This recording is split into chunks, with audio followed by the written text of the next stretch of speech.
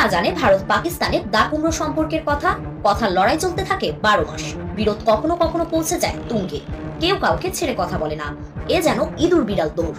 ভারত ও পাকিস্তানের মধ্যে চিরন্তন দ্বন্দ্বে নতুন মাত্রা যোগ করেছে ভারতীয় সেনাপ্রধানের মন্তব্য। তিনি পাকিস্তানকে সন্ত্রাসবাদের এপিসেন্টার বলে আখ্যা দিয়েছেন। কিন্তু পাকিস্তান কি চুপ থাকবে?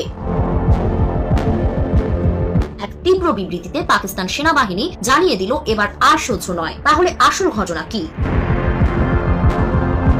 ভারতীয় সেনাপ্রধান জেনারেল উপেন্দ্র দ্বিবেদী পাকিস্তানকে সন্ত্রাসবাদের এপিসেন্টার হিসেবে উল্লেখ করেছেন। তার এই মন্তব্যে রীতিমতো ক্ষোভে ফেটে পড়েছে পাকিস্তানের আন্তঃবাহিনী জনসংযোগ দপ্তর ISPR এক কড়া বিবৃতিতে এই অভিযোগের নিন্দা জানিয়েছে। তারা বলেছে, এই ধরনের বক্তব্য শুধু ভিত্তিহীন নয়, এটি ভারতের নিজের ব্যর্থতা ঢাকার চেষ্টা। নয়াদিল্লিতে এক সংবাদ ব্রিফিংয়ে জেনারেল দ্বিবেদী বলেছেন, জম্মু ও কাশ্মীরে চলমান সহিংসতা পাকিস্তানের ইন্ধনে পরিচালিত হচ্ছে।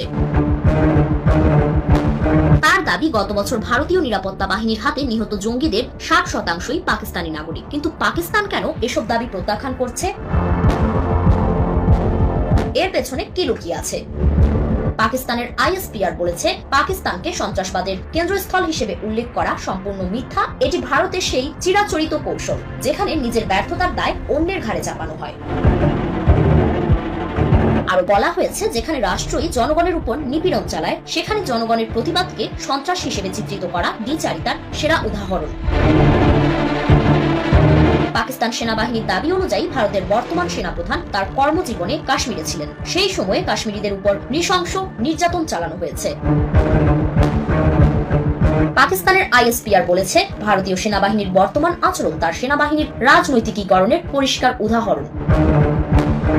ISPR স্পষ্ট করে জানিয়েছে, কাশ্মীরের জনগণ তাদের আত্মনিয়ন্ত্রণের অধিকার চায়।